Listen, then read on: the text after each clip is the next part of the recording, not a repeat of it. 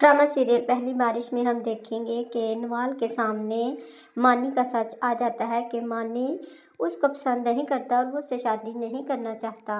मानी को जब वो ये बात कहती है तो मानी उसको गुस्से से धक्का देता है, जिसकी वजह से वो गिर जाती है और उसको चोट लग जाती है। लेकिन अब उसके सामने मानी की असलियत खुल चुकी है कि मानी उसके बारे में नहीं सोचता, वो किसी और लड़की से शादी करना चाहता है, इसलिए वो उसको छोड़ देती है। लेकिन वो मानी की दोस्त ही होती है जिससे मानी शादी करना चाहता है।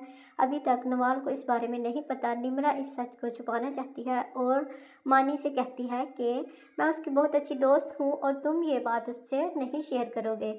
लेकिन मानी कहता है कि ये मेरी ज़िंदगी का फ़ैसला है, इसलिए मैं इसको तुम्हारी दोस्ती की खातिर कुर्बान नहीं कर सकता और तुम भी मुझसे शादी करना चाहती हो, इस वजह से मैं अपने घर वालों को तुम्हारे घर भेजना चाहता हूँ।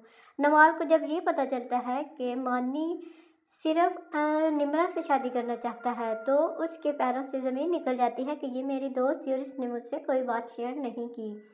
अब वो उसका बाप जो कि अपनी पहली मंगेतर जिसकी शादी किसी और से हो चुकी होती है उसको दोबारा मिलता है, तो वो भी अब एक दूसरे से मुलाकात करते हैं।